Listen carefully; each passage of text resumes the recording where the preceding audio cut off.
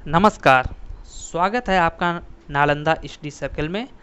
आइए आज हम ग्लोबल इंडिकेशन टैग के विभिन्न मुद्दों पर चर्चा करते हैं और जानते हैं कि कोई भी राज्य अपनी किसी भी वस्तु को कंजर्व करने के लिए, उसका संवर्धन करने के लिए किन किन प्रोसीजरों से जीआई टैग लेने के लिए प्रयासरत रहता है।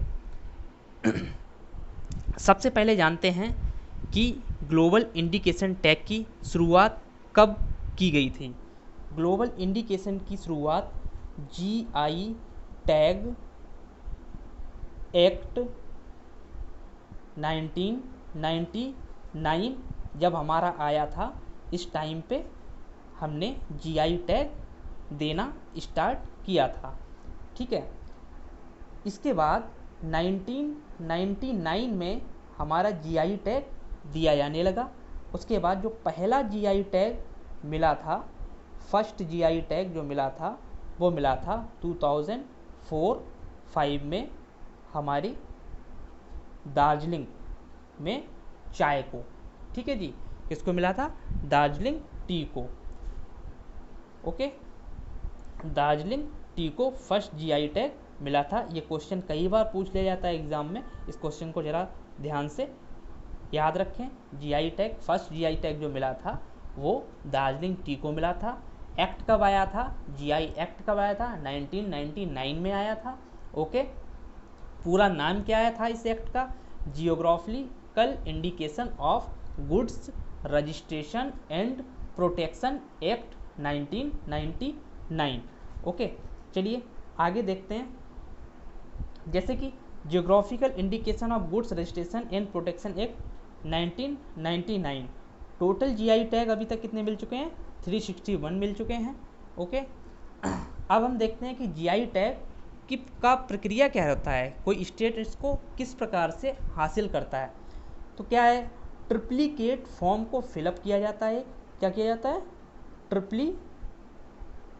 ट्रिप्लीकेट फॉर्म मीन्स 3 कॉपियों वाला फॉर्म। ओके, सेम तरीके की 3 कॉपियाँ रहती हैं। एक जो अपीलेंट होता है, जो जीआई टैग के लिए अप्लाई कर रहा होता है एप्लीकेशन, उसके लिए होता है।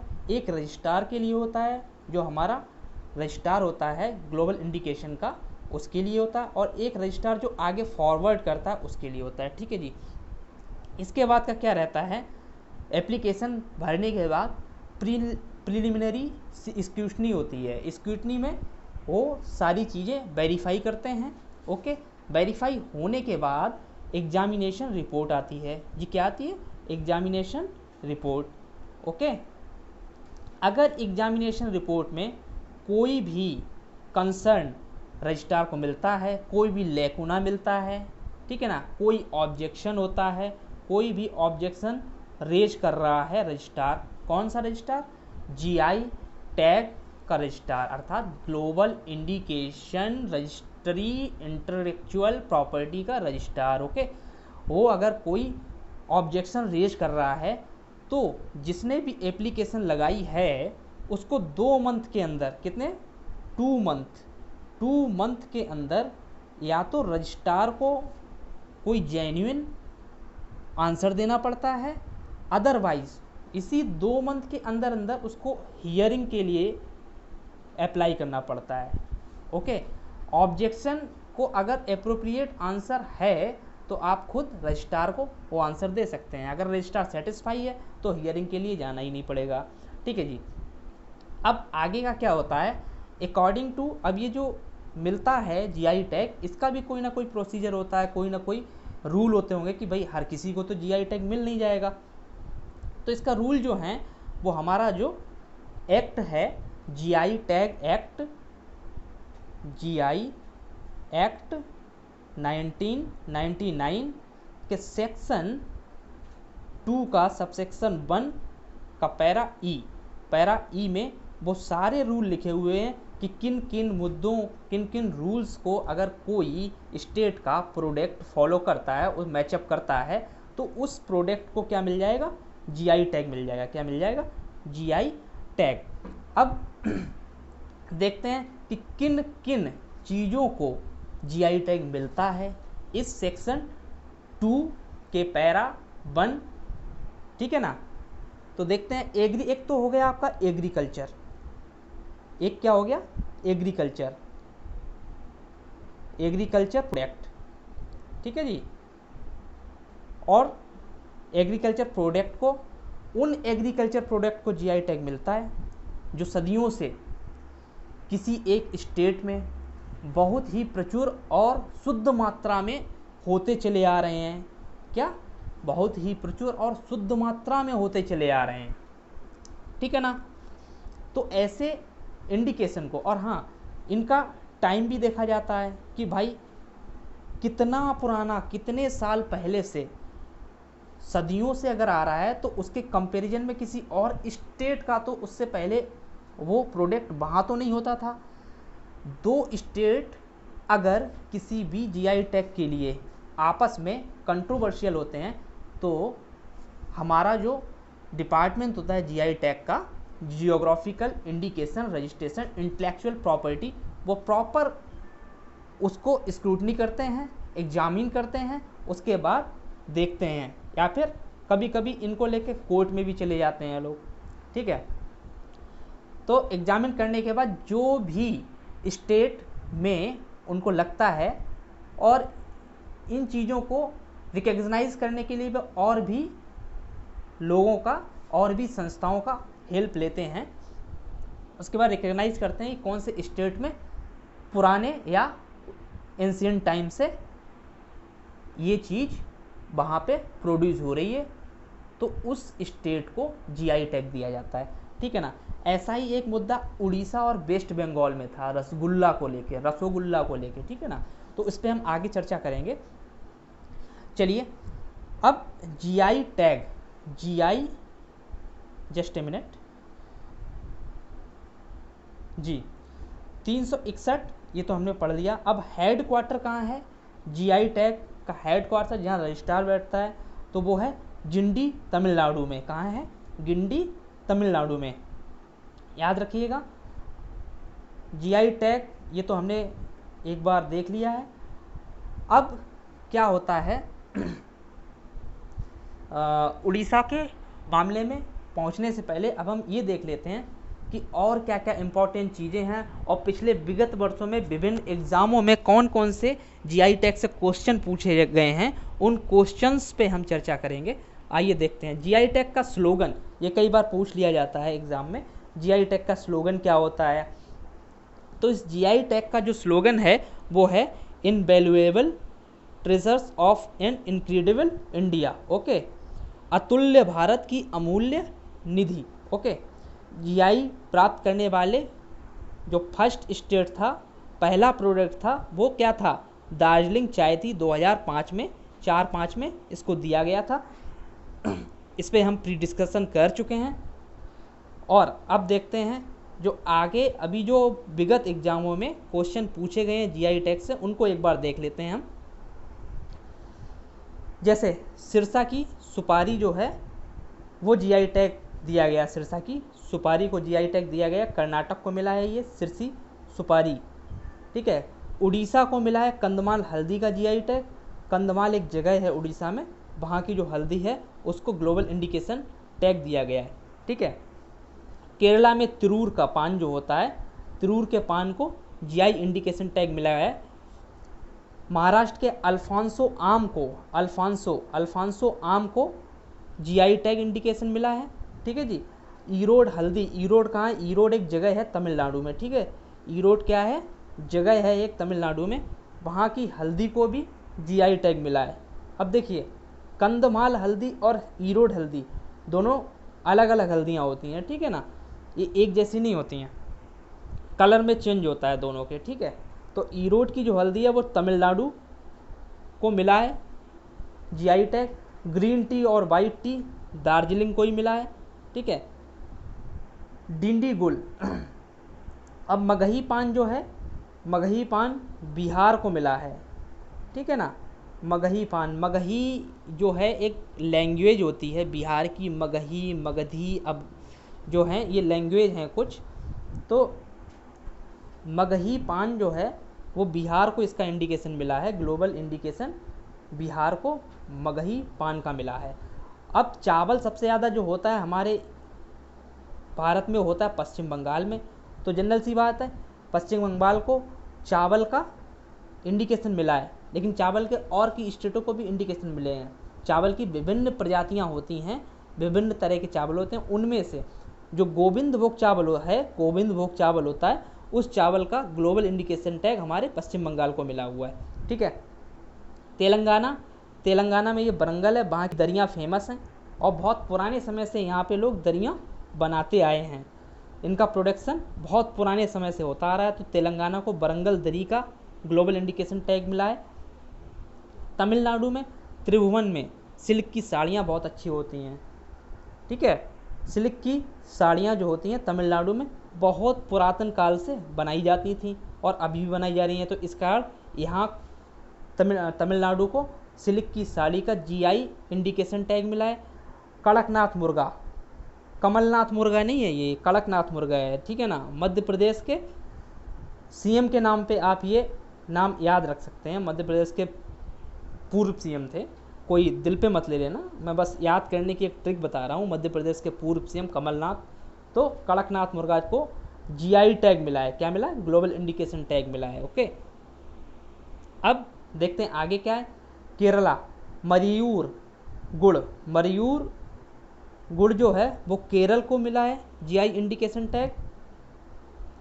उरयूर केरल में पड़ता है एक जगह, ठीक है ना, उरयूर, तो उसी के नाम से याद कर लीजिएगा कि मयूर गुड़ जो है वो इडुक्की नाम के स्थान है जो केरल के अंदर है, वहाँ ग्लोबल इंडिकेशन टैग उसको मिला है।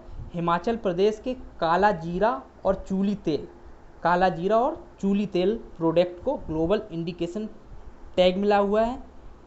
वहीं बिहार के कतरनी चावल, देखो गोविंद भोग चावल को किसको मिला था, पश्चिम बंगाल को।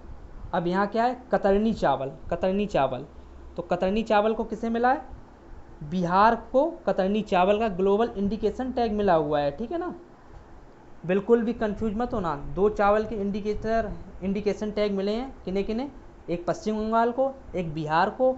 पश्चिम बंगाल को मिला है गोविंद भोग का और बिहार को मिला है कतरनी चावल का। ओके, महाराष्ट्र और कर्नाटक दोनों ने मिलकर एक जीआई टैग ले लिया है, किसके लिए लिया है, कोल्हापुरी चप्पल के लिए। किसके लिए लिया है जी, कोल्हापुरी चप्पल के लिए दोनों ने एक साथ जीआई टैग मिला है, दोनों को, महाराष्ट्र को भी और कर्नाटक को भी जीआई टैग मिला हुआ है। उत्तर प्रदेश को चुनार बलुआ पत्थर, जो बलुआ पत्थर निकलते हैं ना उत्तर प्रदेश में, तो ये तो एक तरीके से बॉक्साइड भी उत्तर प्रदेश में निकलता है, तो ऐसे बहुत से खनिज निकलते हैं जिनमें बलुआ पत्थर और चुनार जो है वो बहुत पुराने टाइम से निकल रहा है, पुराने टाइम से निकल रहा है और बेहतर क्वालिटी का निकलता है, तो इसलिए इसको क्या मिला है, जीआई टैग मिला है, ग्लोबल इंडिकेशन टैग मिला है उत्तर प्रदेश को, किसके लिए, चुनार बलुआ पत्थर के लिए। ओके, असम में असम को भी एक चावल का इंडिकेशन मिला है, कौन सा मिला है असम को, बोकासोल, कौन सा, बोकासोल। आसनसोल से याद कर लीजिए आप, आसनसोल, बोकासोल, कौन सा चावल मिला है असम में, बोकासोल। ठीक है ना, ऐसे ही बिहार में एक आम का मिला है, जदीलू आम का, जदीलू आम का टैग किसको मिला है, बिहार को मिला है जदीलू आम के लिए global indication tag. Andhra Pradesh को अराकू दिल्ली कॉफ़ी के लिए ग्लोबल इंडिकेशन टैग मिला हुआ है। ठीक है ना, तो where was the first GI tag store opened in India, तो पहला जो जीआई टैग स्टोर है, जीआई टैग गुड्स स्टोर जो है खोला गया है गोवा में। ठीक है, and which city of the Tamil Nadu is got GI tag for the production of lock, मतलब तालों के लिए तमिलनाडु की कौन सी सिटी जो है उसको ग्लोबल इंडिकेशन टैग मिला है, डिंडीगुल। डिंडीगुल के लॉक जो है ना वो बहुत फेमस होते हैं और बहुत पहले से बनाए जाते हैं यहाँ पे डिंडीगुल में लॉक, तो इसको क्या है, इसको लॉक सिटी भी बोलते हैं। इस लॉक सिटी को ही लॉक के लिए ग्लोबल इंडिकेशन टैग मिला हुआ है, किसके लिए, लॉक के लिए, और ये कहाँ पड़ता है, तमिलनाडु में पड़ता है। ठीक है जी, अब देखते हैं किस मंदिर के पंचमार्थ प्रसाद को जीआई टैग मिला है। ये पलानी मंदिर है तमिलनाडु का, 2018 या 19 में इसको मिला है, 19 में शायद मिला है पंचमार्थ प्रसाद को। ये प्रसाद होता है एक तरीके का, इसको तमिलनाडु स्टेट के पलानी मंदिर में मिलता है, इसको जीआई टैग इंडिकेशन मिला हुआ है। ठीक है। प्रसिद्ध पोशाक ताल छोपान और मीजो पांची साल को जीआई टैग मिला है। ये कहाँ का है? मिजोरम। मीजो पांची साल, मीजो से मिजोरम, तो मिजोरम को मीजो पांची साल के लिए क्या मिला हुआ है? GI indication tag. प्रसिद्ध पोशाक ताल छोपान के लिए भी मिजोरम को जीआई ग्लोबल इंडिकेशन टैग मिला हुआ है। ठीक है। अब देखते हैं आगे क्या है। आगे है छऊ मुखौटा। एक मुखौटा होता है पश्चिम बंगाल में, एक छऊ नृत्य भी होता है, एक नृत्य जिसको मुखौटा पहन के किया जाता है। तो ये मुखौटा जो है ना, उसके लिए भी पश्चिम बंगाल को जीआई इंडिकेशन टैग मिला है। Okay, global indication tag. Okay. Wooden printing press block, wooden printing block के लिए पेठापुर गुजरात को जीआई टैग मिला हुआ है। रोस्टा कॉफ़ी के लिए केरल को मिला हुआ है। सिलावा खाजा के लिए बिहार को मिला है। ये खाजा होता है, ये मिठाई होती है एक तरीके की। जीरा फूल के लिए छत्तीसगढ़ को मिला हुआ है, उत्तम क्वालिटी का जीरा फूल होता है ये। ठीक है ना। और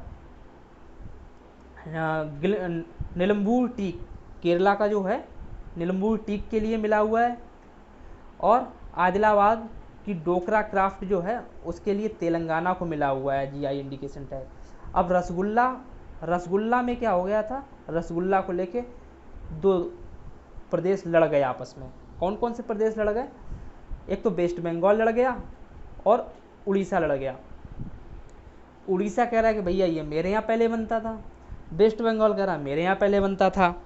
तो एक्चुअली वेस्ट बंगाल को 2017 में बेंगलोर रसगुल्ला के लिए जीआई टैग मिल चुका था, लेकिन उड़ीसा ने इस पे आपत्ति जाहिर की।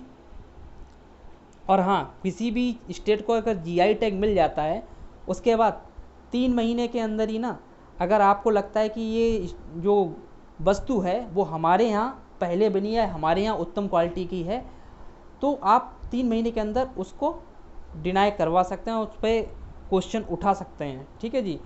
तो उड़ीसा ने इस पर क्वेश्चन उठाया 2017 में, चीज़ों को रिकग्नाइज करते रहे। तो कब कहीं जाके उड़ीसा को 2019 में रसगुल्ला, 2018 या 19 में रसगुल्ला के लिए उड़ीसा को जीआई टैग दे दिया गया। ओके, 2018 में मिला था। 18 में इन्होंने प्रोसीडिंग बंद करके, अब गवर्नमेंट का थोड़ा प्रोसीजर स्लो रहता है, 2019 में इसको हमने पब्लिक ही मान लिया कि हाँ, जो रसगुल्ला है वो उड़ीसा का ही फेमस है, एंशिएंट है और उत्तम क्वालिटी का है, इसलिए हमने इसको ग्लोबल इंडिकेशन टैग दे दिया गया इसको रसगुल्ला के लिए। ठीक है। बिहार के मखाना को मिला हुआ है। कर्नाटक को गलवानतूर दाल के लिए मिला हुआ है ग्लोबल इंडिकेशन। और केरल के तिरूर सुपारी के लिए केरल को जीआई इंडिकेशन टैग मिला हुआ है। अरूप वैली अरेबिका कॉफ़ी उड़ीसा के लिए, उड़ीसा को जीआई इंडिकेशन टैग मिला हुआ है। और खोला मिर्च के लिए गोवा को ग्लोबल इंडिकेशन टैग मिला हुआ है। किसके लिए? खोला मिर्च को। किसके लिए? गोवा को मिला हुआ है ग्लोबल इंडिकेशन टैग। ठीक है ना। अब देखते हैं आगे। ये देखिए इस तरीके से मिलता है, ये एक सर्टिफिकेट है। तो ये उड़ीसा का ही है, जिसमें जो वेस्ट बंगाल को छोड़ के उड़ीसा को दिया। आप देखिए ग्लोबल इंडिकेशन टैग जो है रजिस्ट्रार ही देता है। रजिस्ट्रार कौन सा रजिस्ट्रार देता है? आपको बताया था मैंने ना। एक्चुअली हुआ क्या था कि ये देखिए, certified that geographical indication of which representation is annexed and authorized under has been registered in the name of registrar in the name of the Orissa small industries corporation limited. ये OSIC लिमिटेड ने ही case किया था इस पर कि साहब ये जो ग्लोबल इंडिकेशन मिलना चाहिए वो मुझे मिलना चाहिए। ठीक है। जो कि गवर्नमेंट ऑफ उड़ीसा की ही एक बॉडी है। अब देखते हैं, तो इस तरीके का ये सर्टिफिकेट होता है। अब देखिए 29 जुलाई 2019 को मिला था इसको, जो रिकग्नाइज कर दिया गया था। ठीक है ना, रिकग्नाइज किया गया था 29 जुलाई 2019 को। अब इन्होंने ये देखिए 23/2/2018 को इनका एक तरीके से इन्वेस्टिगेशन तकरीबन पूरा हो चुका था। तो 18-19 में हमारा ग्लोबल इंडिकेशन टैग मिल गया था रुस्कुल्ला के लिए उड़ीसा को। ठीक है, चलिए इस सेशन को हम यहीं पे समाप्त करते हैं।